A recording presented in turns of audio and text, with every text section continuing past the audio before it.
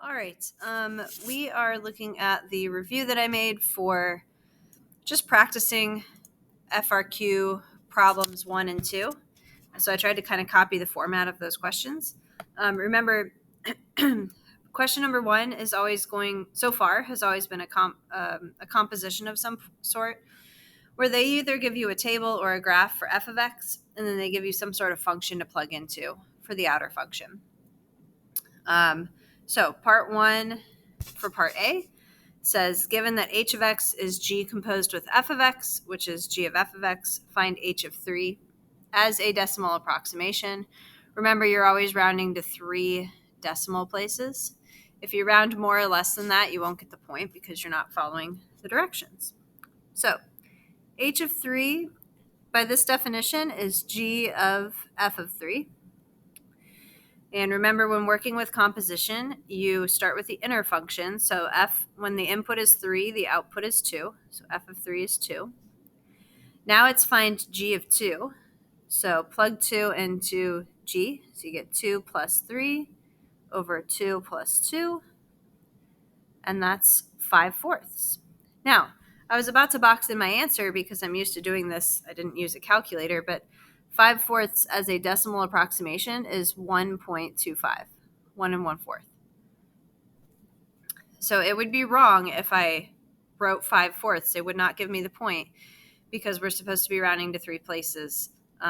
This one doesn't have a third decimal place, so that's okay.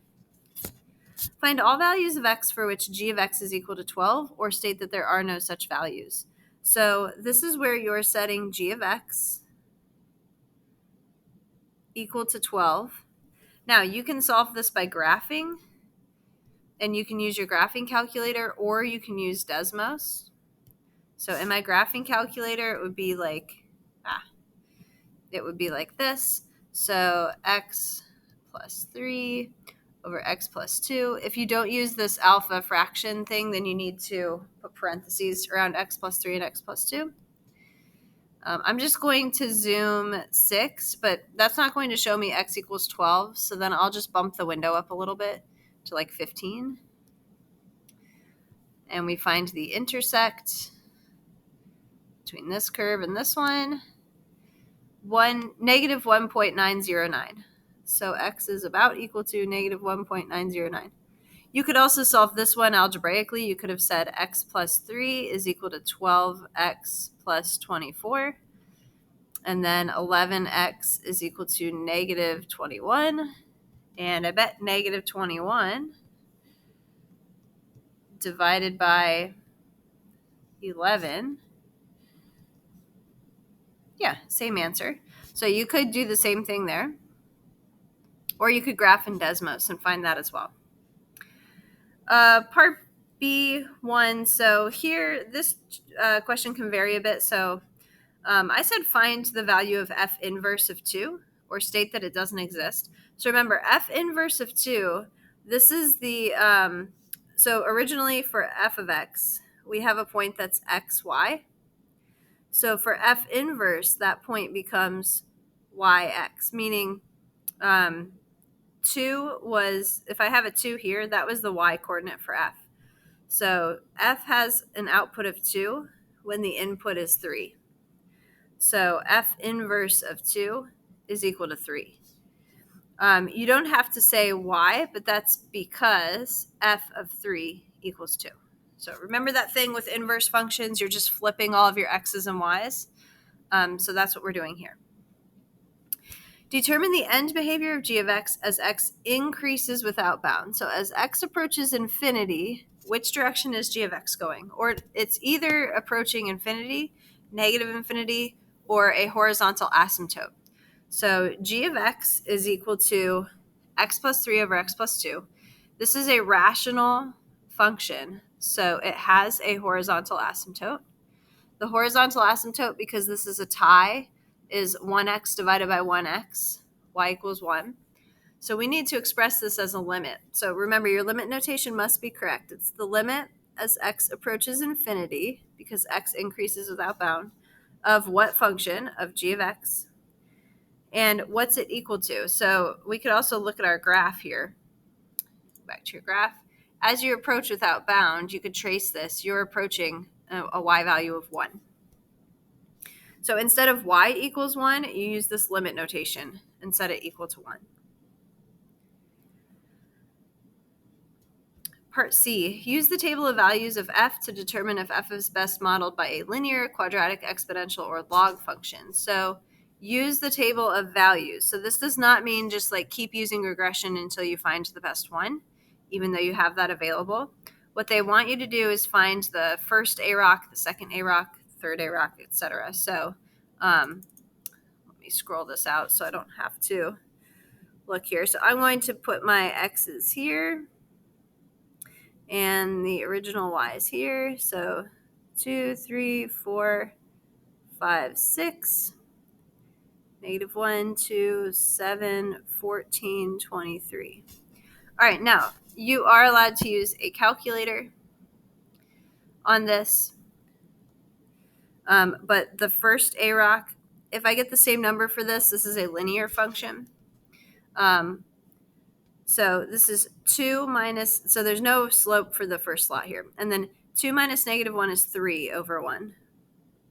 7 minus 2 is 5 over 4 minus 3, which is 1. 14 minus 7 is 7 over 1. 23 minus 14 is 9 minus 1. So it's not linear because the first rate of change was not constant. Now find the second average rate of change.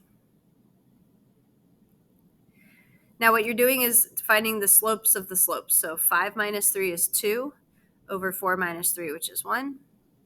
7 minus 5 is 2 over 5 minus 4, which is 1. 9 minus 7 is 2. So because the second AROC is constant, this is a quadratic function. So the number AROC goes with the degree if it's polynomial. So quadratic because second average rate of change is constant. I also know that this is a concave up graph because the second average rate of change is positive. So that means that you can take a look at these slopes. These slopes are increasing. So that means that we have a concave up section. Oh, whoops. I was just supposed to say quadratic for this part. Part C always gets me. And then list this here. So because second AROC is constant. That's how we decide linear versus quadratic. Exponential versus log. Exponential, the y's are going up by a multiple. So like y's times some constant, common ratio. And if it's logs, then the x's are going up by some constant. Like the x's for logs would be 2, 4, 8, 16, blah, blah, blah. And if it's exponential, the y's would be doing that.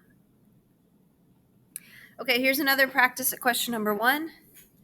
So slightly different information, slightly different questions. So we have a graph for f of x, and we have a g of x graph. And so this first one says, find h of -3 as a decimal approximation given this. So h of -3 is equal to g of f of -3. So when the x value is -3, f looks to be 7. They usually will give you that information in the problem as well. So now it's find g of 7. Plug 7 into g. So that's ln of 2 times 7 minus 8, which is ln of 14 minus 8, ln of 6. Remember, you need the decimal approximation. So it's 1.792. Find all values of x for which f of x equals 2. So draw a line through y equals 2 and see where that hits f of x. At x equals -2 and +2. So f of x equals 2 when, it's a good idea to say x equals, I'm going to say plus or minus 2. I think that would be okay, but make sure you have x equals. Don't just like write down the numbers plus and minus 2. Find all zeros of g as decimal approximations or indicate that there are none. So 2 ways to do this. You definitely need to show that you're setting g equal to 0. If you want to do this algebraically, you could base e both sides. That would make it 2x minus 8 equals 1, 2x equals 9, x equals 9 over 2, which is 4.5. But if you're allowed to use a calculator, remember, oftentimes it is easier, or there's less room for error, I should say, if you just graph it in your calculator. So ln of 2x minus 8. It's a good way to check your answers too. Like if you do all the problems first and you find that you have time left, just check things like this in your calculator if you didn't solve them by intersection. Let's see. Okay, first curve, sure. Second curve. I need to get it onto the blue one. Come on. There we go. Up and down hops it to the next one. Desmos is also available. It might be nice just to use Desmos. 4.5, I get the same thing. Determine the end behavior of g as x increases without bound. So if you're not sure, take a look at the graph. G is definitely going up. So again, it's as x increases without bound. So the limit as x approaches infinity of g of x is equal to infinity because the graph is increasing without bound. Determine if f has an inverse function for part 1 and give a reason for your answer for part 2. So f fails the horizontal line test all over the place. So no inverse function. Why is that true? We're not allowed to say horizontal line test, so just think of this as an actual definition. Or you can give examples here. There are 2 inputs that give an output of 2, and that happens all over the place.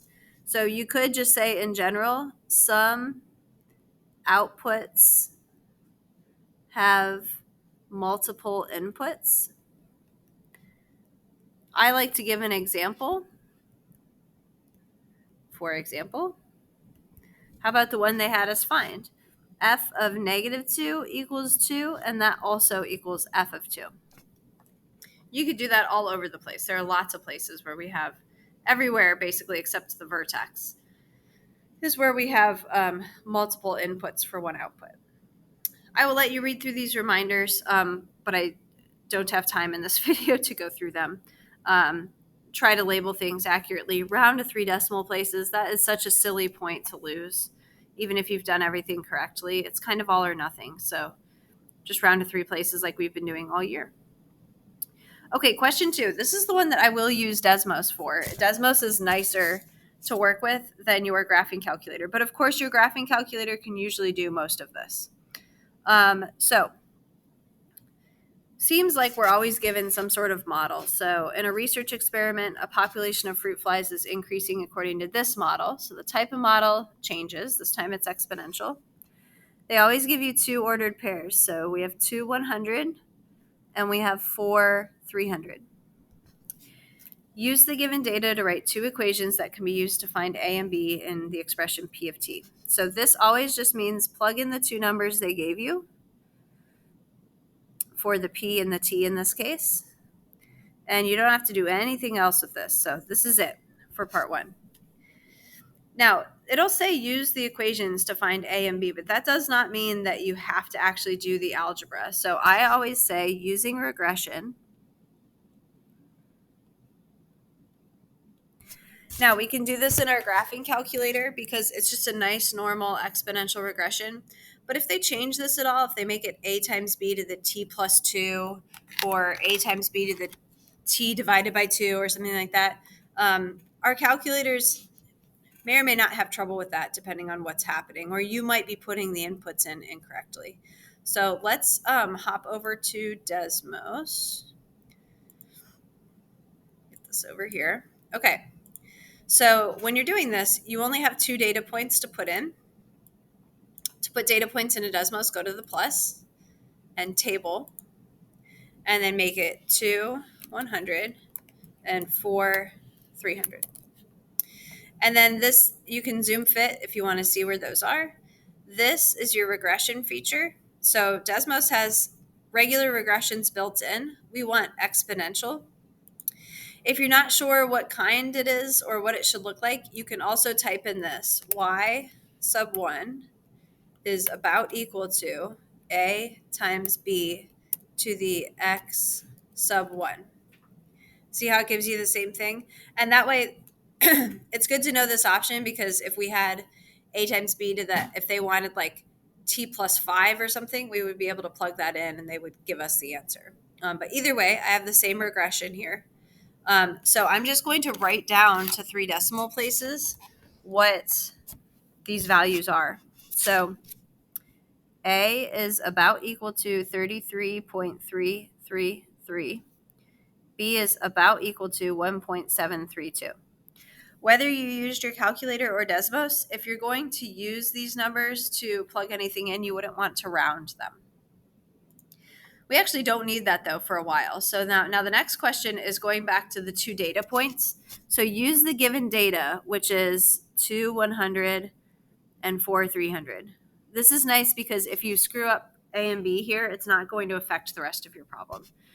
Okay, find the average rate of change in flies per day from 2 to 4. Express your answer as a decimal, show computations. So we are just calculating slope.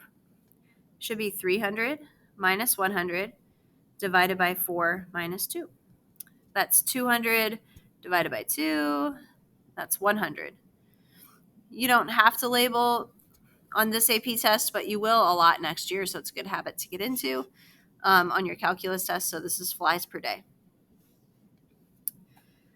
Okay, now use that average rate of change to estimate the number of flies on day 10. So remember, this is a point slope formula. Here's the general point slope formula. The x1, y1 can be any one of these points. So I'm going to use the first point. Or no, actually, I'm trying to get to 10. So I think I'm going to use the point that's closer to it. 4, 300 is going to be my x1, y1. The way the AP test is set up, they usually give you a point to estimate that's in between the two, halfway, so it doesn't matter which one you use. So y minus 300 should equal slope, which is 100. If this were a decimal, use the unrounded version. Times x, which is 10, minus x1, which is 4. So this is 600. I don't need a calculator for this, so 6 times 100 is 600 plus 300. That's going to be 900 is our estimation for day 10. Okay, now here's where I'm going to use Desmos again. So compare the given estimate, the 900 flies you just found, to what P of 10 would be. And using characteristics of the exponential model and the average rate of change, explain why the two estimates differ. So first of all, let's get this graph on here. So we have our exponential. Also, you should graph the line. So this one right here,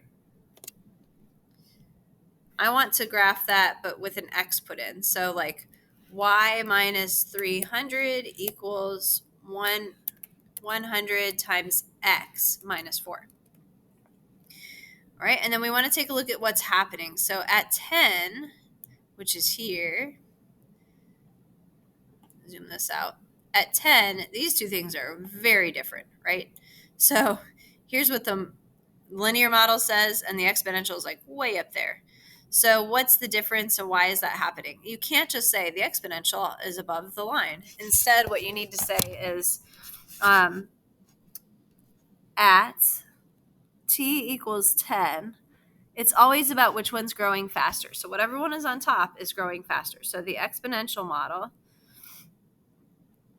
is growing faster than the linear model. It's because the exponential model is concave up. I don't think we have to say that. But that's why they're different. And so the exponential model is much larger, just because it asked me to compare. So much larger than the linear. Should the researchers believe that the model is more reliable when predicting the population of fruit flies on day 3 or day 10? This type of question is just going back to the domain. Which one of these numbers falls within the original data set domain? That's 3. We can see day 10. It's not that this day 10 is like super inaccurate. It probably is. But yeah, day 10, this thing really starts to skyrocket, and that might be, the model might not be accurate anymore. So day 3, because this falls within the original domain of the data set. T equals 2 to T equals 4. All right, what about this last problem? So here we have a table, and it says the table gives the area in square meters of a rectangular region with a length x meters. The area of the region can be modeled by this quadratic function. Use the given data to write 3 equations that can be used to find A, B, and C. So same thing, just pop these into the equation here. So one equation is 332 equals A times 16 squared plus B times 16 plus C. And 325, you don't have to simplify these, so I'm not bothering. Just plugging all these in. And the last one is 291.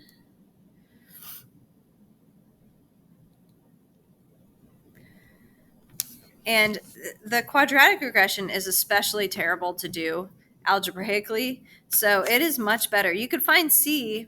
It's much better. On this one, you can't even find C that easily. It's much better just to go ahead and say, I'm using regression. And so A is about equal to, and B is about equal to, and C is about equal to. So let's go ahead and do this. So I'm going to clear out my old stuff.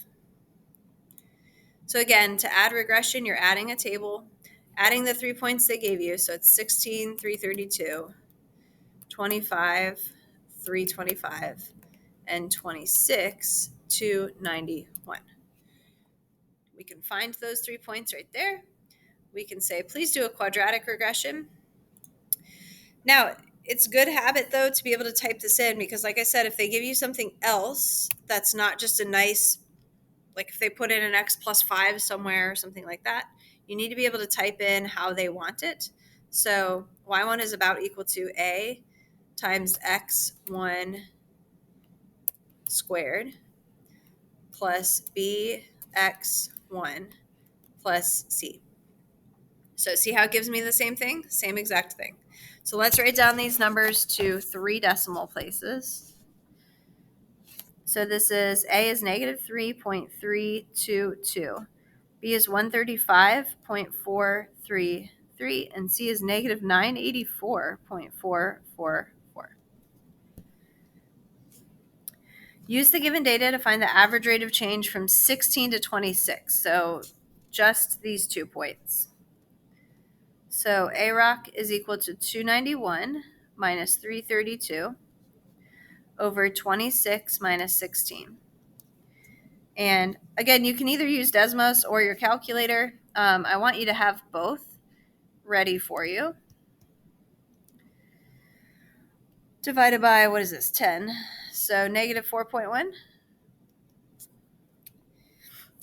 Use A of 26 and the average rate of change. Oh, so use A of 26. So use the point 26, 291 as your x1 at y1. And the average rate of change you just found to estimate when x is 30. So again, it's y minus y1 equals m times x minus x1. Y minus 291 equals negative 4.1 times x, which is 30, minus x1, which is 26. I'm going to calculate this. That's negative 4.1. This is a difference of 4, so times 4, and then you'll have to add 291 to the right side. So 274.6. And you can have decimals for dimensions, so I'm going to leave it like that. Using the characteristics, hopefully I changed this to be lower. Using the characteristics of the quadratic model and the average rate of change, explain why A30 is using the model is lower than the approximation for the linear model. So again, you've got the quadratic on here. Go ahead and do a linear model, but I'm just going to type this one in because I have more than 2 points. So I want to say it was y minus 291 equals negative 4.1 times x minus 26. Okay, so what's happening at 30? Again, find 30. So here's 30. The quadratic is much lower than the line. So which one, what would I be saying? In this case, we're talking about decreasing. So the quadratic model is decreasing much faster than the linear model in that case. So again, it's always about speed at which they're increasing or decreasing. So at t equals 30, the quadratic model is decreasing faster than the linear model. Explain how domain and range values should be limited in context of this problem. So let's start with domain. Take a look at your model, quadratic model. We can take the line off of there if we want. So take a look at this quadratic model. What's the domain? Well, you can't have 0 for x for sure, but this one has specific domains. Like it looks like x can't be anything less than this value, because then we're going to get a negative, what are we talking about? Area here, I think, right? Let me see. The area of the region can be modeled by this. Yeah, so we want to make sure that for x, we're not going 0 to anything. I'm just going to let the model dictate my domain. So it's 9.468. 9.468 to 31.298. So these are the dimensions that, because it says explain, these dimensions for x give areas greater than or equal to 0. And then what about the range? Well, the range could be an area of 0, and then what's the highest? So just go to the top of the graph here, and that's 395.821 and 0. And so the range are the possible areas.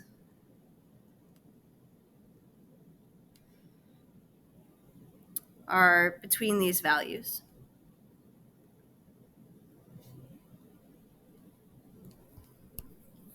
All right, so we're using Desmos a lot for problem 2, not so much for problem 1, but Desmos does make life a lot easier. Everything can be done on your graphing calculator, but it's just faster. You can just click and point to the things you want on Desmos, so I really like that.